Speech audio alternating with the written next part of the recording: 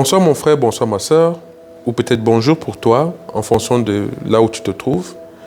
Je suis ton ami, ton confident, Ministère May, ton compagnon, et je voudrais te remercier d'abord de prendre un peu de temps pour regarder cette nouvelle vidéo. Alors, cette vidéo va parler de quelque chose d'assez mondain, et je ne vais pas citer de versets bibliques, parce que nous allons parler de l'apparence. Alors, dans la Bible, l'apparence est souvent un peu combattue, car nous interprétons souvent un peu mal la parole de Dieu. Vous savez, la Bible nous apprend que Dieu regarde d'abord le cœur, Dieu regarde d'abord l'esprit et l'âme avant de regarder tout ce qui est externe. Et la Bible va même plus loin en nous disant que Dieu ne s'intéresse pas du tout à notre apparence. Alors je voudrais te dire, mon frère, ma sœur, que cette interprétation de choses est très fausse parce que notre Dieu est décrit aussi dans cette même Bible comme un Dieu qui est riche, qui est puissant et qui est luxueux. Dieu n'a rien à voir avec la pauvreté, mon frère, ma sœur. Dieu n'a rien à voir avec tout ce qui est dépressif, tout ce qui est en arrière-plan. Non, Dieu est un Dieu puissant. C'est le Dieu des dieux, c'est le roi des rois. Il est assis sur le trône de la gloire. Alors, toi, sa fille, toi, son fils, tu ne peux pas te réclamer d'une apparence pauvre. Tu ne peux pas te réclamer d'une apparence, je voudrais dire humble. Parce que notre Dieu est le créateur de toutes choses. Je vais même aller plus loin. Dans la Bible, on décrit le paradis comme un endroit où même le sol est recouvert de pierres précieuses. Imaginez une maison qui est recouverte, je parle bien du sol, je ne parle même pas de la maison. Le sol est recouvert de diamants, de rubis, de cristaux. C'est incroyable. Même dans la conception du diable, Dieu nous dit que il a conçu le diable comme étant l'ange de lumière. Le diable est un ange magnifique. Dieu l'a conçu presque parfait. Et cette conception, malheureusement pour lui, l'a rendu orgueilleux. Mais c'est que cela nous démontre que Dieu a un caractère minutieux. Je voudrais dire que notre Dieu est un Dieu qui aime le détail. Notre Dieu nous a créés pour être son image. Beaucoup de riches ne veulent pas aller dans les églises. Parce que lorsqu'ils vont dans les églises, tout ce qu'ils voient, c'est la pauvreté. La pauvreté d'esprit, la pauvreté de confiance en soi et surtout la pauvreté d'apparence. Parce que l'apparence est en fait l'une des clés de l'âme, l'une des clés de l'esprit.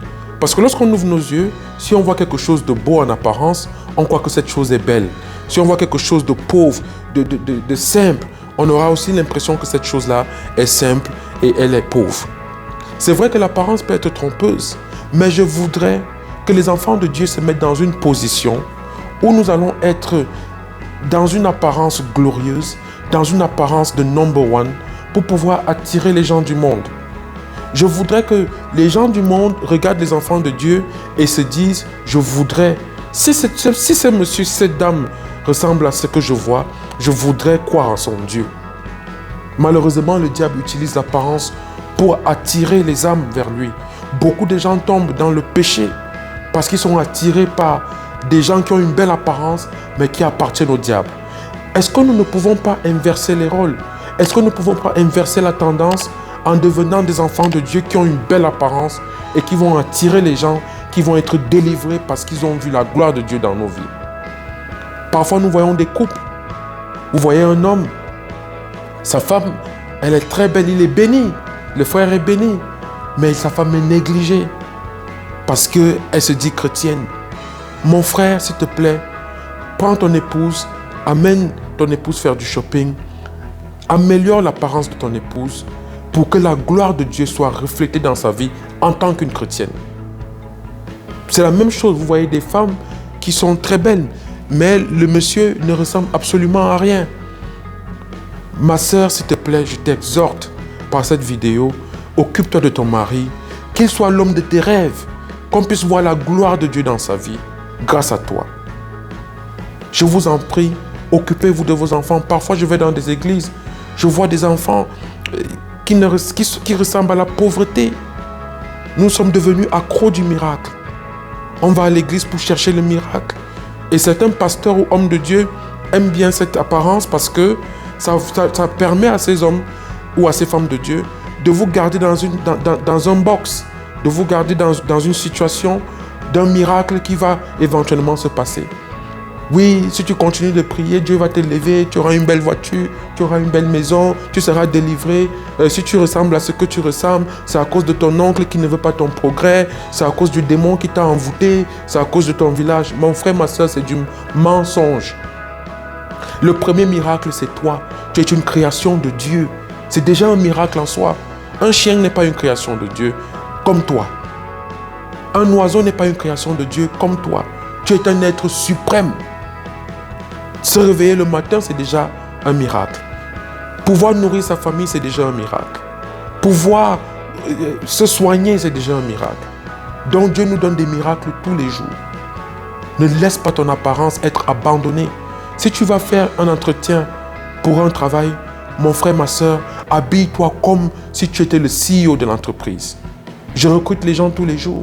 Si tu entres dans mon bureau et tu ressembles à la pauvreté, je ne veux pas te recevoir, je ne veux pas t'écouter. Parce que ça ne vient pas de Dieu. Ce n'est pas un caractère de Dieu. Dieu est riche et puissant. Je vous en prie, écoutez-moi attentivement parce que nous allons prier. Je ne vais pas prendre beaucoup de votre temps. Nous allons prier pour que Dieu nous délivre de cette apparence de manque de confiance en soi, cette apparence pauvre, cette apparence inintéressante. Nous allons prier pour que nous devenions des êtres qui reflètent la gloire de Dieu.